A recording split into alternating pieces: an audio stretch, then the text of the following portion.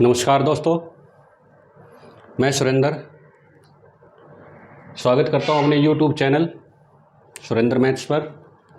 आज हम second unit पढ़ेंगे पार्शियल डिफरेंशियल इक्वेशन पेपर की BSc second year, linear partial differential equation of second and higher order. तो linear partial differential equation क्या होती है? जिस पार्शियल डिफरेंशियल इक्वेशन के अंदर dependent variable and its derivative not multiplied together. Z और Z क्या है? डिपेंडेंट वेरिएबल है, और ये सारे क्या हैं? Curly N Z upon curly X N, जितने भी डेरिवेटिव्स हैं ये dependent variable with respect to independent variable. X और वाई क्या है? Independent variable. तो जेड और जेड का कोई भी डेरिवेटिव आपस में मल्टीप्लाई नहीं होना चाहिए, और जेड के डेरिवेटिव की पावर भी क्या होनी चाहिए? एक होनी चाहिए। तो ऐसी डिफरेंशियल इक्वेशन, ऐसी पार्शियल डिफरेंशियल इक्वेशन को क्या कहा जाता है? Linear partial differential equation. ठीक है बच्चों, तो इसमें लीनियर पार्शियल डिफरेंशियल इक्वेशन पढ़ेंगे सेकंड एंड हायर ऑर्डर। ठीक है ना। और ये linear partial differential equation of second and higher order का एग्जांपल है A naught curly N Z upon में curly X N, A one curly N Z upon में curly X N minus one curly Y, plus में A two curly N Z curly X N minus two curly Y square up to सॉन A N curly N Z upon में curly Y N. ठीक है ना। ये आगे जाते जाते क्या हो जाएगा? एन माइनस एन हो जाएगा। तो ये क्या हो जाएगा? With respect to X zero derivative, यानी हम दिखाएंगे नहीं। ठीक है ना। तो यहाँ पे क्या बच जाएगा? खाली करली वाई एन। सिमिलरली ये एन माइनस वन ऑर्डर का है। ठीक है ना। और सिमिलरली ये डैश डैश चलते चलते सिंगल ऑर्डर प्लस में N naught Z is equal to F X Y, को राइट में क्या हो? एक्स और वाई का फंक्शन हो। ठीक है बच्चों। तो ये क्या है? लीनियर पार्शियल डिफरेंशियल इक्वेशन है। अब दूसरी डेफिनेशन जो आती है, linear homogeneous partial differential equation of order N. ठीक है ना। पहले तो क्या होनी चाहिए? लीनियर होनी चाहिए। लीनियर का मतलब होता है जिस, लीनियर की डेफिनेशन मैंने बता दी आपको। अब होमोजीनियस क्या होता है? होमोजीनियस वो इक्वेशन होती है जिसके हर एक टर्म में डेरिवेटिव क्या हो? एन ऑर्डर का हो। अगर एन ऑर्डर की है तो हर एक डेरिवेटिव क्या होना चाहिए? एन ऑर्डर का ही होना चाहिए। फॉर एग्जांपल देखो, करली एन जेड अपॉन में करली एक्स एन, यानी कि इसका भी क्या है? एन ऑर्डर का है। ये भी क्या है? करली एन जेड, यहाँ पे एक्स एन माइनस वन है तो यहाँ पे करली वाई, यानी दोनों का मिला क्या होना चाहिए? एन ऑर्डर होना चाहिए। ठीक है ना। और करली N Z curly X N minus two curly Y square, यहाँ एन माइनस टू का तो क्या हो गया? एक्स के रेस्पेक्ट में हो गया, और वाई स्क्वायर दो बारी हो गया, तो N minus two plus two, यानी कि ये भी एन ऑर्डर की होगी। ठीक है ना। और करली एन जेड अपॉन में करली वाई एन। ठीक है ना। क्या होता है? अगर होमोजीनियस इक्वेशन के अंदर जो डेरिवेटिव है जितने भी ऑर्डर की है, अगर तीन ऑर्डर की है तो उसके अंदर करली क्यूब जेड अपॉन में, यानी कि उसके अंदर ऑर्डर जो होने चाहिए वो एन ऑर्डर के ही होने चाहिए, सारे के सारे। ठीक है ना। ऐसा नहीं होना चाहिए यहाँ एन ऑर्डर है, यहाँ एन माइनस टू ऑर्डर की है, या एन माइनस थ्री ऑर्डर की है, या जो भी है। ठीक है ना। हर एक टर्म में, पूरी डिफरेंशियल इक्वेशन के अंदर जितनी भी टर्म दी हुई होंगी आपको, सारी की सारी क्या होंगी? सेम ऑर्डर की मिलेंगी। ठीक है ना। उसके अंदर जो डेरिवेटिव है वो एन ऑर्डर का मिलेगा। ठीक है ना। फॉर एग्जांपल जैसे ये देखो, और देख लेते हैं। जैसे करली बाई करली एक्स क्या है? डी है। डी डैश क्या है? करली अपॉन करली वाई। जैसे मैं तीन ऑर्डर की लेता हूँ तो ऐसे होनी चाहिए, डी क्यूब प्लस में डी स्केयर डी डैश, या डी डैश का स्केयर डी डैश का क्यूब। ठीक है ना। इनटू में Z is equal to F A X A Y. ठीक है ना। तो देखो ये तीन ऑर्डर की क्या है? होमोजीनियस इक्वेशन है। देखो डी क्यूब है, यहाँ पे डी स्केयर है, तो यहाँ डी डैश है, डी डैश का स्केयर, ये भी टोटल मिला के क्या है? यानी कि कुल मिला के एक्स और वाई के रिस्पेक्ट में जितने भी डेरिवेटिव हैं उनका डेरिवेटिव के ऑर्डर का सम क्या होना चाहिए? टोटल तीन होना चाहिए। तो इसी तरह से इस सारे विद रिस्पेक्ट टू एक्स और with respect to X Y, both दोनों मिला करके, या single with respect to Y हो, ठीक है ना, सब मिला करके टोटल ऑर्डर क्या होना चाहिए? हर एक टर्म का एन होना चाहिए। तो ऐसी डिफरेंशियल इक्वेशन को क्या बोला जाता है? Homogeneous differential equation. लीनियर है तो लीनियर तो है ही, यहाँ पे जेड और जेड का डेरिवेटिव मल्टीप्लाई नहीं मिलेगा, और हर एक, और उसकी पावर क्या मिलेगी आपको? एक ही मिलेगी। ठीक है ना। ये एक पावर है, ये ऑर्डर है, ये क्या है? एक ऑपरेटर है। क्या है ये? पूरा का पूरा ये ऑपरेटर किसके ऊपर हो रहा है? जेड के ऊपर। ठीक है बच्चों। ओके। अब देखो इसी तरह से इसको भी अगर हम ऐसे बनाए तो क्या बनेगा, ये देखो अगर मैं इसकी जगह रखूँ करली बाई करली एक्स की जगह रखूँ डी, तो ये क्या हो जाएगा डी एन जेड, ये क्या हो जाएगा D N minus one D dash Z, ये क्या हो जाएगा D N minus two D dash का स्केयर, और ये क्या हो जाएगा डी डैश की पावर एन। सिमिलरली क्या हो जाएगा ये डी एन माइनस वन, ठीक है जेड, और ये क्या हो जाएगा D D N minus two dash, इसी तरह से क्या हो जाएगा D D dash N minus one into में जेड, ठीक है ना बच्चों, ये क्या हो जाएगा डी जेड, ये क्या हो जाएगा डी डैश जेड। समझ में आई बात बच्चों? ओके, इसी तरह से ये क्या हो जाएगा डी एन जेड, और ये क्या हो जाएगा D N minus one D dash Z, और ये क्या हो जाएगा D N minus two D dash का स्क्वायर, और यहाँ पे क्या हो जाएगा डी डैश की पावर एन जेड। समझ में आ गई बात बच्चों? ओके, अब इसके बाद देखो, अब मैं थोड़ा एक चीज़ और बताना चाहता हूँ आप लोगों को। देखो एक होती है ऑक्सिलरी इक्वेशन, क्या होती है ऑक्सिलरी, यहाँ से क्या हो जाएगा A naught D N plus में D N minus one D dash plus में A two D N minus two D dash का स्क्वायर अप टू सोन क्या हो जाएगा plus A N D dash का N in upon Z is equal to zero. तो ये क्या है, ये पूरा का पूरा अंदर क्या है बच्चों, ये ऑपरेटर है, किसके ऊपर ऑपरेट होता है, जेड के ऊपर, इक्वल टू जीरो, ठीक है ना। तो जेड नहीं लगाएंगे, इक्वल टू जीरो, और इसको हम क्या कर लेंगे सोल्व कर लेंगे। कैसे सोल्व करेंगे बच्चों, देखो डी की डी बराबर तो क्या पुट कर देंगे एम, और डी डैश क्या पुट कर देंगे वन। जब ठीक है, तो हमारे पास किस तरह की इक्वेशन आ जाएगी, यहाँ से डी एम पुट करने के बाद और डी डैश से वन पुट करने के बाद क्या आ जाएगी, इस तरह से इक्वेशन आ जाएगी डी माइनस में एम वन डी डैश, ठीक है ना। मान ले एन रूट आ गए, कितने उसके हैं एन के, एन ऑर्डर के है तो एन रूट आएंगे इसके, डी माइनस में M two D dash, D minus में M three D dash up to so on D minus में M N D dash equal to zero, ठीक है। तो यहाँ पे रूट क्या आ जाएंगे बच्चों पता है, ठीक है ऐसे आ जाएंगे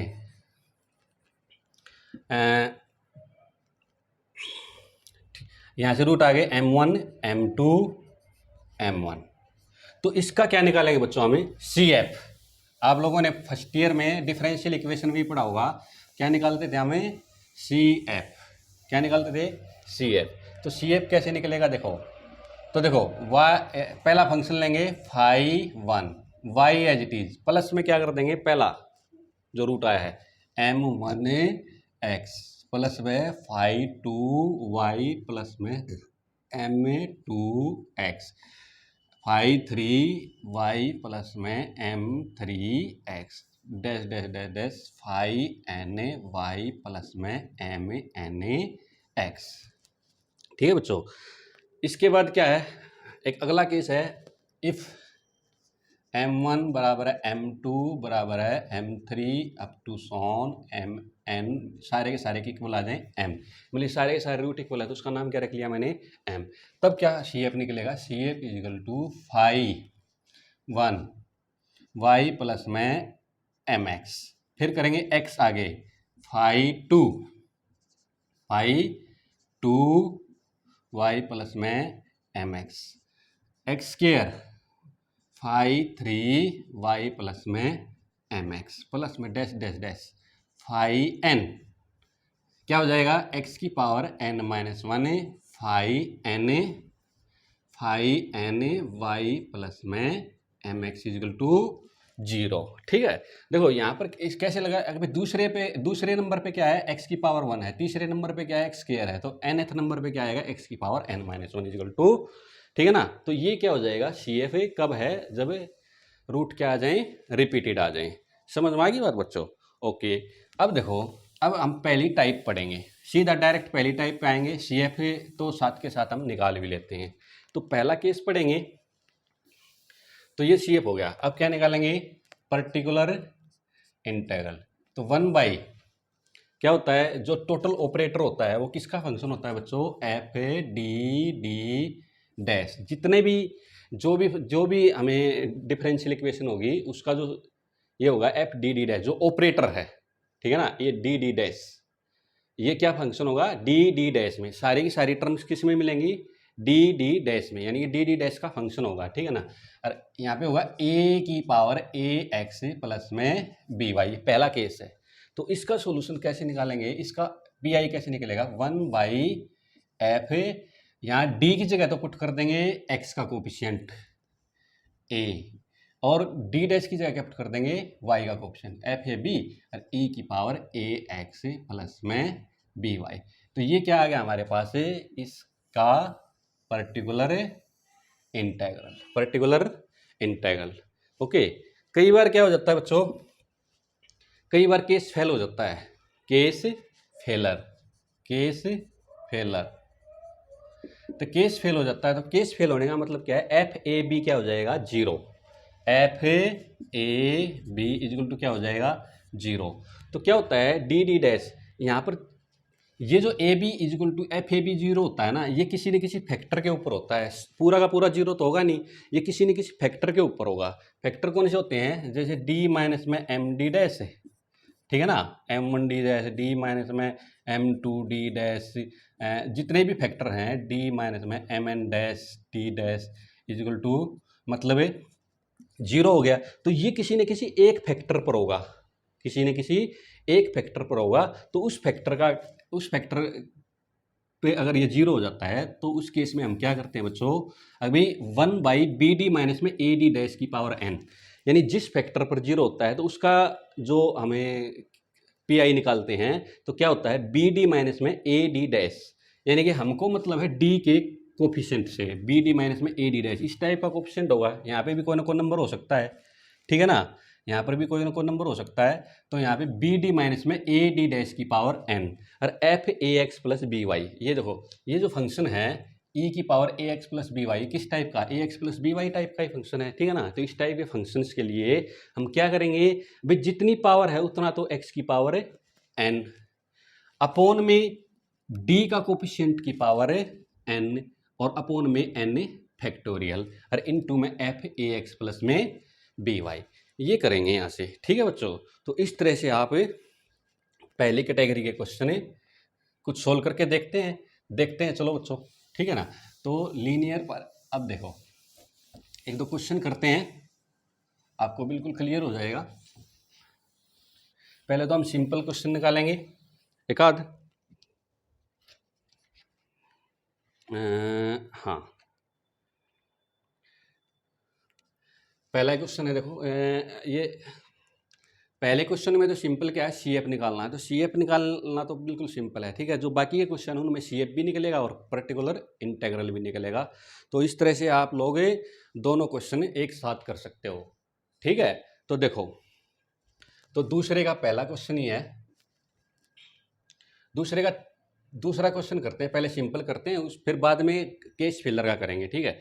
ओके, देखो पहला क्वेश्चन क्या है, डी स्क्वायर प्लस में 2d डैश प्लस में d डैश का स्क्वायर इनटू में z इजिकल टू e की पावर 2x प्लस में 3y, ठीक है बच्चों। तो देखो ये तो पहले से ही क्या है, डी स्क्वायर, देखो ये होमोजीनियस इक्वेशन है, देखो ये होमोजीनियस इक्वेशन ऑफ ऑर्डर 2, यहाँ पे देखो डी स्क्वायर है, यहाँ डी डैश मिला के 2 डिग्री है, और डी डैश का स्क्वायर, टोटल में आगे दोनों हर एक टर्म में क्या है, 2 डेरिवेटिव्स हैं, समझ में आई बात बच्चों। तो ये क्या है, होमोजीनियस डिग्री ऑफ ऑर्डर 2। सबसे पहले क्या निकालेंगे, डी स्क्वायर प्लस में 2d डैश प्लस में d डैश का square equal to 0, put d equal to m, d dash equal to 1।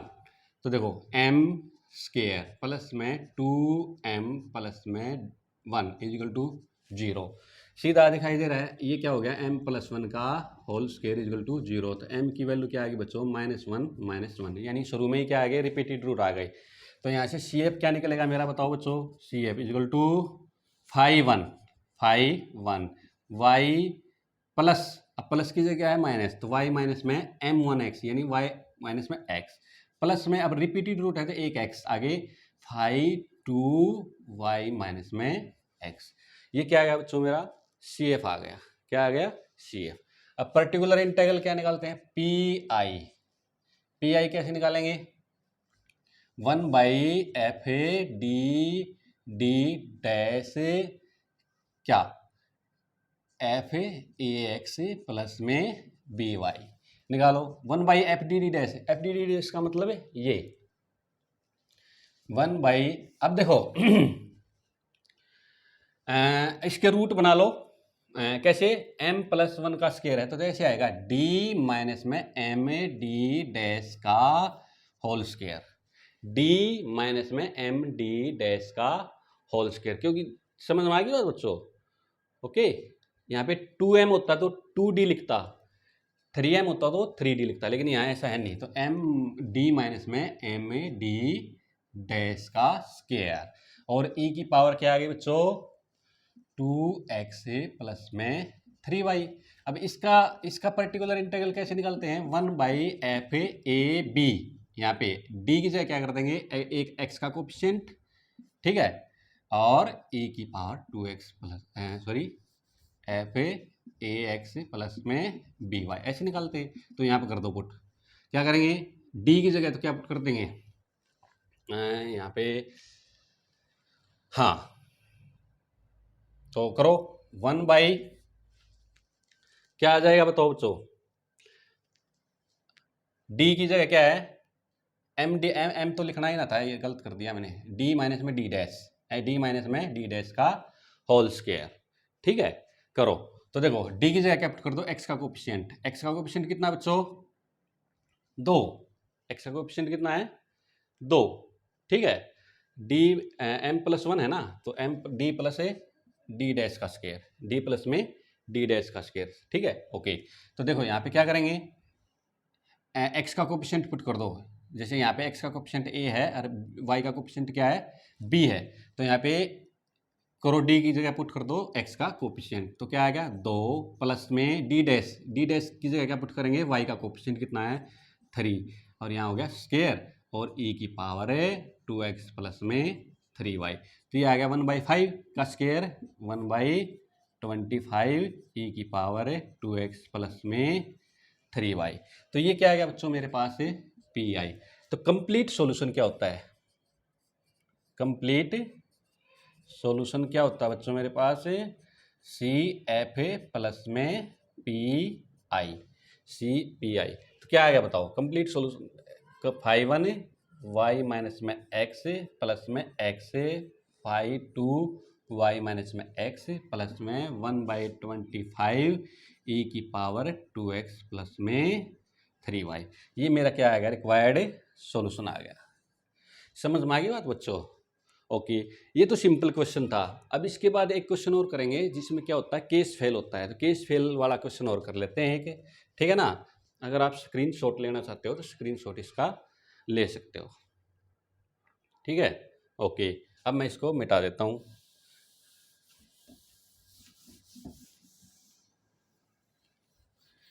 अब एक क्वेश्चन और करेंगे, एक क्वेश्चन किसका करेंगे केस फेलर का। करो देखो दूसरे का पहला क्वेश्चन है, एक एक टाइप पे एक टाइप पर एक एक लेक्चर बनाऊंगा, ठीक है ना। 7-8 टाइप है, 7-8 टाइप की मैं एक एक लेक्चर बनाऊंगा, पूरी एक्सरसाइज बनाऊंगा, ठीक है। करली क्यूब जेड अपॉन में करली एक्स क्यूब -4 करली cube Z curly x square करली वाई प्लस 5 करली क्यूब जेड अपॉन में करली एक्स करली वाई स्क्वायर -2 करली क्यूब जेड करली Y cube is equal to e की पावर 2x प्लस वाई। ठीक है बच्चों, इंपॉर्टेंट क्वेश्चन है, पेपर में भी आ सकता है। तो देखो क्या बताया था, करली क्यूब करली एक्स क्यूब, ये क्या है कि डी क्यूब, ठीक है ना। तो इस तरह से पुट करेंगे तो करो, देखो ये तो हो जाएगा D cube Z -4 D square D dash Z 5 D D dash का स्केयर -2 डी डैश क्यूब, यहाँ पे जेड आएगा, यहाँ पर भी जेड आएगा, ठीक है, इज इक्वल टू ई की, इसको क्या ले लेते हैं, ई की 2x प्लस में y। पहले तो क्या बनाएंगे बच्चों, सी एफ बनाएंगे, तो ये लो D cube 4 D square D dash plus में 5 डी डी डैश का स्केयर 2 डी डैश का cube is equal to 0। Put D is equal to M, D dash is equal to 1 M cube D square -4 M square plus 5 M -2 is equal to 0। अब cubic में है तो heat and कोई भी inspection करके देख लेते हैं, एम की वैल्यू 1 पुट करके देख लेते हैं, ठीक है ना।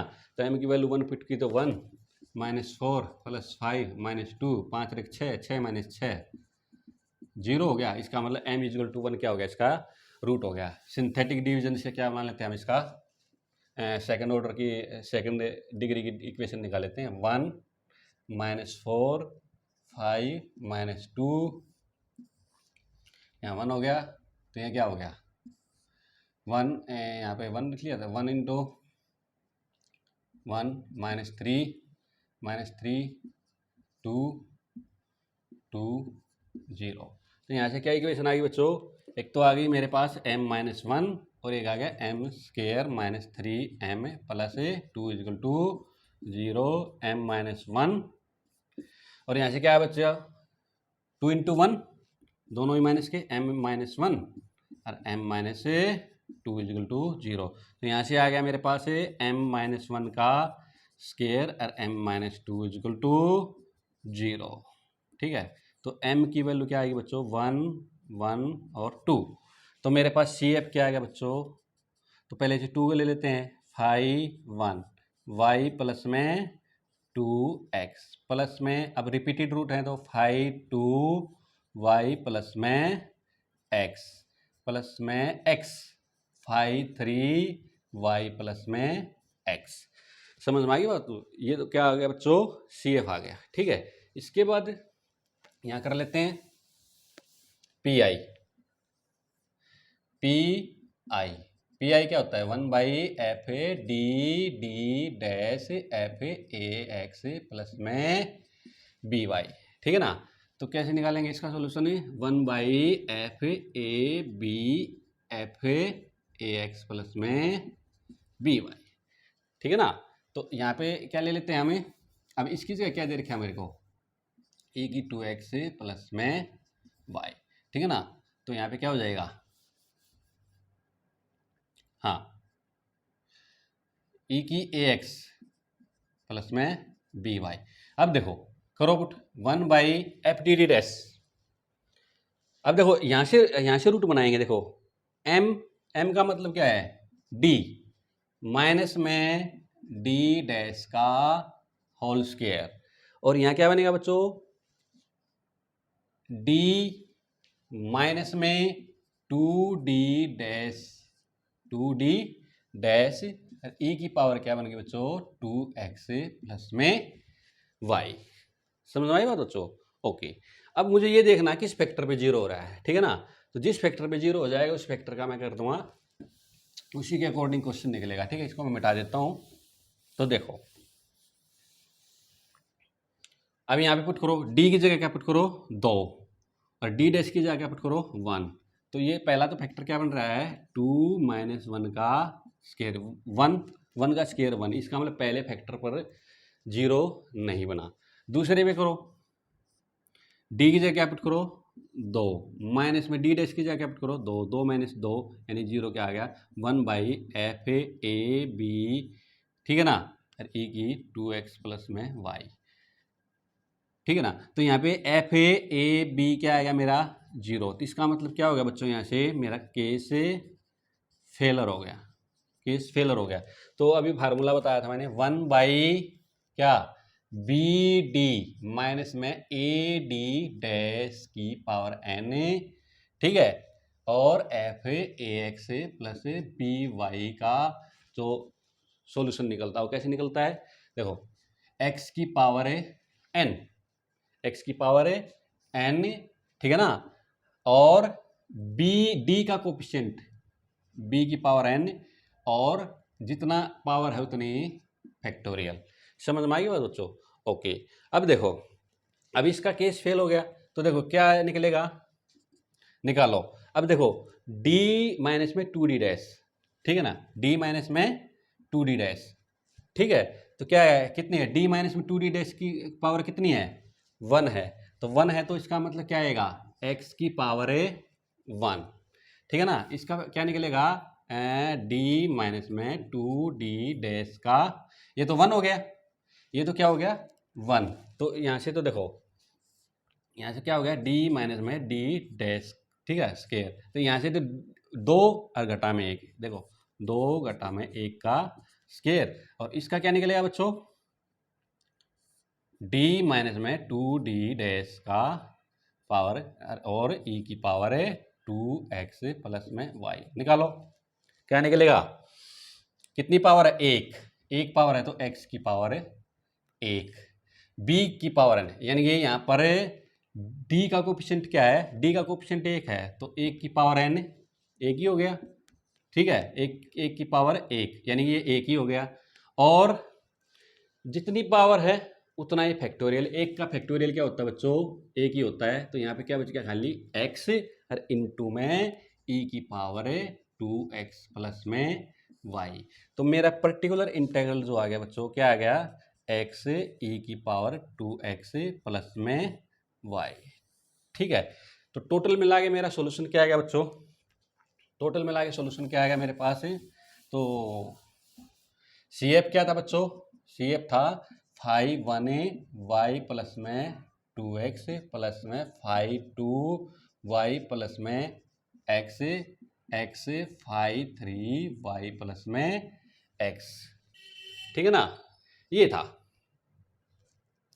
समझे। तो और पी आई क्या आएगा मेरे पास, पी आई आ गया x e की 2x प्लस में y, तो कंप्लीट सॉल्यूशन क्या होता है, सी एफ प्लस में पी आई, तो आ गया मेरे पास 5 प्लस में 2x 2y प्लस में x 3y प्लस में x प्लस में पी आई x e की 2x प्लस y, ये मेरा क्या आ गया बच्चों, रिक्वायर्ड सॉल्यूशन आ गया। समझ में आई बात बच्चों, ठीक है। तो linear partial differential equation of second and higher order, ठीक है ना, तो ये कुछ एक टाइप थी, ठीक है। आई होप आपको समझ में आ गई होगी, ठीक है ना। नेक्स्ट टाइप नेक्स्ट लेक्चर में, ठीक है ना, 6-7 टाइप हैं, सभी पे अलग अलग टाइप के अलग अलग लेक्चर में बनाऊंगा, ठीक है ना। आप आगे आप देख सकते हो। धन्यवाद।